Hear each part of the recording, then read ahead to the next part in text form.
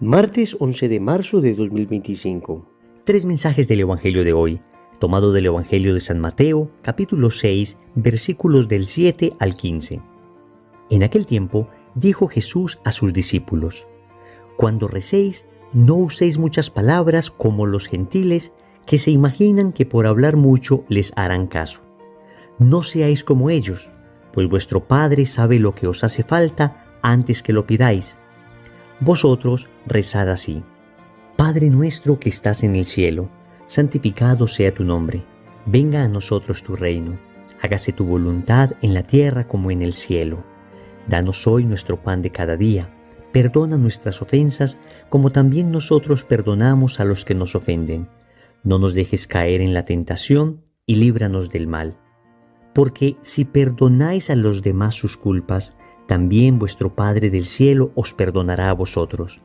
Pero si no perdonáis a los demás, tampoco vuestro Padre perdonará vuestras culpas. Palabra del Señor. Gloria a ti, Señor Jesús. Queridos amigos, el Padre Nuestro. Oración que aprendimos desde niños. Oración que tal vez nos enseñó nuestra mamá cuando apenas éramos unos chiquitos, cuando apenas balbuceábamos, ya estábamos rezando el Padre Nuestro. Oración que seguramente en nuestras escuelas rezábamos todas las mañanas. Oración que escuchamos cada domingo en la Santa Misa. Y es que es una oración compuesta por el mismo Dios. Escúcheme bien, tenemos una oración que el mismo Dios compuso, el Padre Nuestro. El Verbo eterno del Padre, Jesucristo nuestro Señor, compuso el Padre Nuestro. Así como tenemos una oración que la Santísima Virgen María compuso, el Magnificat. Por eso nos llena de emoción poder meditar este Evangelio. Y vamos a reflexionar en torno a tres mensajes. Primero, las tres expresiones de la oración. Segundo, el Padre Nuestro, la oración perfecta. Tercero, cómo perdonar a los que nos ofenden. Vamos con el primer punto, las tres expresiones de la oración. Empieza el Evangelio con una enseñanza de Jesús sobre la oración. Dice el Señor que cuando oremos no debemos hacerlo como los gentiles, que se imaginan que por repetir muchas palabras van a ser escuchados. El Señor está enseñando a orar correctamente. Y a lo largo de estos 2000 años, la Iglesia ha profundizado bastante en el misterio de la oración. Déjame decirte en primer lugar que la oración es necesaria para la salvación. Así lo decía San Alfonso María de Ligorio. El que ora, ciertamente se salva. El que no ora, ciertamente se condena. Estamos hablando entonces de algo esencial, no de algo que hacemos o no hacemos según nos guste o no. Luego ya existen diversos tipos de oración y el catecismo habla de tres expresiones concretas de oración. Dice que la primera expresión es la oración vocal. Es cuando repetimos oraciones que otros han compuesto. Es lo que tradicionalmente se llama rezar, que viene del latín recitare, es decir, recitar algo que alguien más hizo. Y eso está muy bien. Hoy desafortunadamente tenemos dentro de la Iglesia una especie de complejo que nos lleva a acusar a aquellos que rezan como si hicieran algo malo. Entonces algunos dicen, yo oro, no rezo, como si orar y rezar se opusieran. Ciertamente yo puedo orar espontáneamente con palabras inventadas por mí, palabras que salgan de mi corazón, pero yo no puedo despreciar el hecho de rezar, es decir, de utilizar palabras que grandes santos o que incluso la Sagrada Escritura ha utilizado para referirse a Dios y hacerlas mías. Lo hacemos todo el tiempo. Con las canciones, por ejemplo, cuando estamos enamorados, entonces no componemos una canción para esa persona, a no ser que seamos unos talentosos músicos y podamos hacerlo. Pero en general lo que hacemos es echar mano de canciones ya compuestas por alguien, pero luego las aplicamos a nuestra situación concreta. Lo mismo hacemos con la oración. Dígame usted, por ejemplo, la bellísima oración de San Francisco de Asís, la oración de la paz. Señor, hazme un instrumento de tu paz. ¿Quién de nosotros no la ha orado? ¿Y quién podría decir que es capaz de componer algo más bello que esto? Así, los salmos, por ejemplo, son oraciones compuestas por el rey David, por el rey Salomón. ¡Qué bellas oraciones! Dígame usted, por ejemplo, el Salmo del Buen Pastor o el Salmo del Miserere, donde le pedimos perdón al Señor. ¿Cuántos salmos bellos nosotros rezamos? Primera expresión de la oración, entonces se llama oración vocal. Luego viene una segunda expresión que es la oración de meditación. Ya no solamente es recitar oraciones, sino conversar con Dios, es decir, leer la realidad en torno a la palabra de Dios. Y así yo voy meditando, es decir, haciendo preguntas a la realidad, haciendo preguntas a un libro que estoy leyendo, haciendo preguntas a lo que me rodea para de ello extraer aquello que Dios me quiere decir. Se medita entonces haciendo un uso de la razón, un uso de la mente, y de esa manera se entabla una conversación con Dios. Agarras, por ejemplo, un libro, agarras, por ejemplo, un texto bíblico, agarras, por ejemplo, un cuadro y comienzas a observarlo. Y de ello comienzas a meditar y comienzas a pensar en este cuadro de la Virgen, en este texto bíblico, en este acontecimiento que vimos en las noticias, en este suceso que nos ocurrió. Nos preguntamos, ¿qué me quiere decir el Señor? Y entonces entablo un diálogo con Dios. Luego viene una tercera expresión de la oración que se llama la contemplación. Es un diálogo de miradas, es un diálogo de corazones, es el diálogo que tiene la mamá y su hijo recién nacido cuando solo con las miradas se comunican, solo con suspiros de amor. Es aquello que se cuenta del santo cura de Ars, que una vez entró a su parroquia y vio a un campesinito que miraba a Jesús y le preguntó, ¿qué hablas con él? El campesinito le respondió, nada, yo lo miro y él me mira. La contemplación se entiende en términos de amor. Ya no es tanto un proceso del intelecto, ya no es tanto un proceso de la razón, sino más bien un movimiento del corazón. Se contempla cuando me quedo en silencio ante el Santísimo y dejo que los rayos de la misericordia de Dios me transformen como los rayos del sol a través de la fotosíntesis transforma las plantas. Es un proceso de enamoramiento por presencia. Segundo, el Padre Nuestro, la oración perfecta. Amigos, tenemos una oración hecha por el mismo Dios y vamos rápidamente a recorrer cada frase del Padre Nuestro. Y empieza con esta bella palabra, Padre. Porque en el Antiguo Testamento se decía que Dios era como un Padre, pero Jesús nos dice, no, Dios no es como un Padre, Dios es el Padre. En realidad, Dios es nuestro Padre. Y luego decimos nuestro, porque no es mi Padre, mi propiedad. No es simplemente el Padre para mí, sino que es el Padre para todos. Uno en su egoísmo quisiera que las bendiciones solo le llegaran a uno, pero cuando decimos que es Padre Nuestro estamos diciendo que las bendiciones llegan para todos. Luego decimos que estás en el cielo y nos dice el Catecismo de la Iglesia Católica que esto no implica un alejamiento de Dios, sino que expresa su majestad.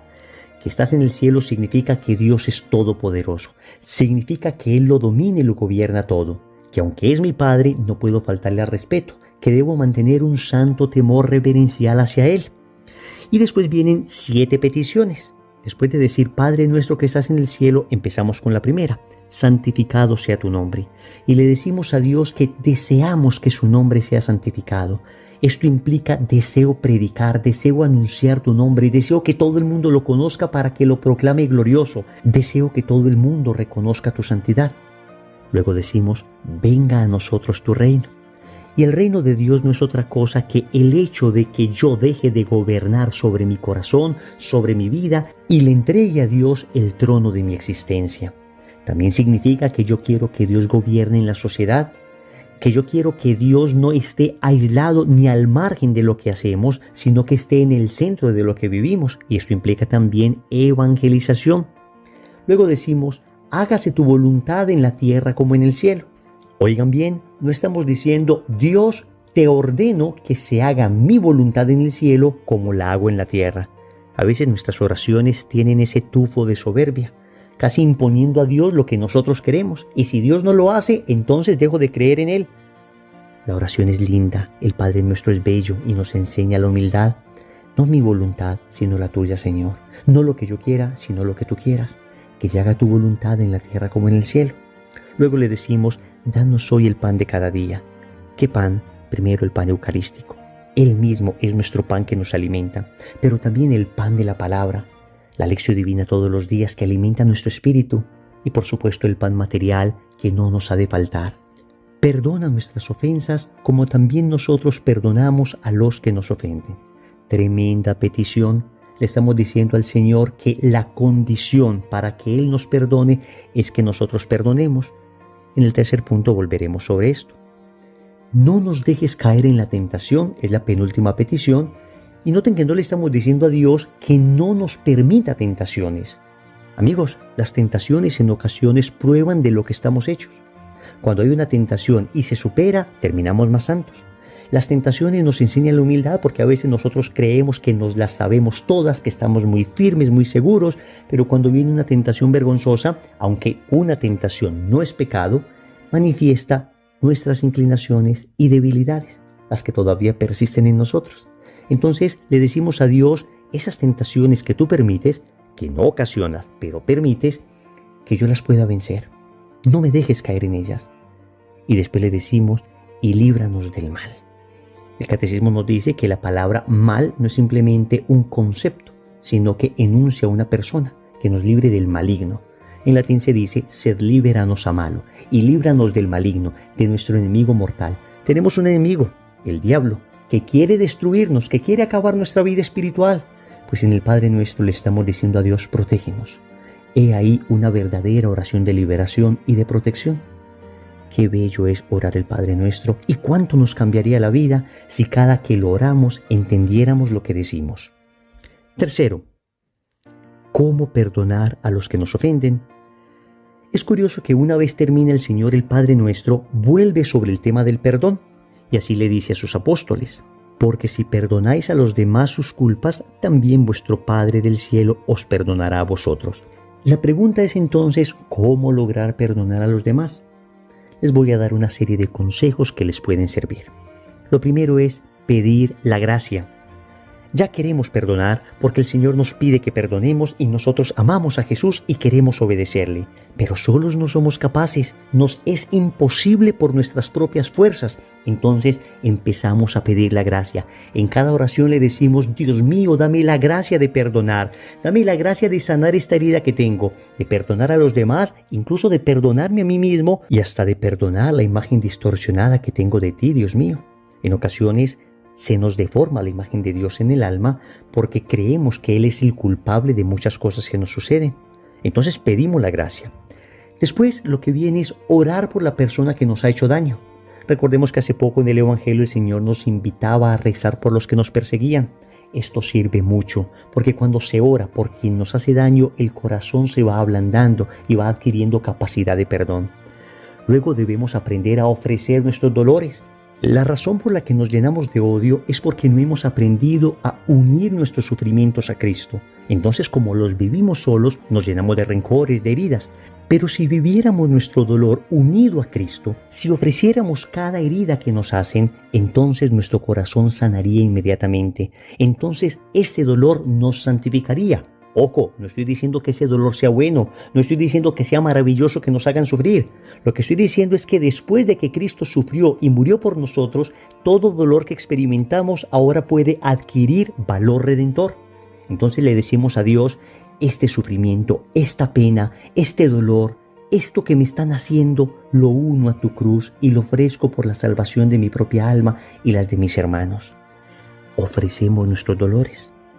Y finalmente hay que saber que para perdonar no se debe sentir, se debe querer.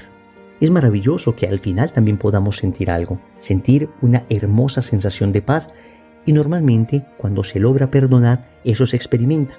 Pero lo primero que tenemos es una voluntad decidida. Y le decimos a Dios, más allá de mi sentimiento, más allá de que sienta bonito o sienta feo, más allá de que me nazca o no, yo tomo la decisión de perdonar porque tú me perdonaste, Señor, aun cuando yo era el peor de los pecadores. Oremos. Amado Señor, ¿qué otra oración puedo elevar hoy ante tu presencia, sino aquella que tú misma me enseñaste? Este Padre Nuestro que está tan lleno de peticiones, pero tan lleno de alabanzas. Por eso, desde lo profundo de mi alma te digo, Padre Nuestro que estás en el cielo, santificado sea tu nombre. Venga a nosotros tu reino. Hágase tu voluntad en la tierra como en el cielo. Danos hoy nuestro pan de cada día. Perdona nuestras ofensas, como también nosotros perdonamos a los que nos ofenden. No nos dejes caer en la tentación y líbranos del mal. Señor, dame lo que me pides y pídeme lo que quieras. Amén.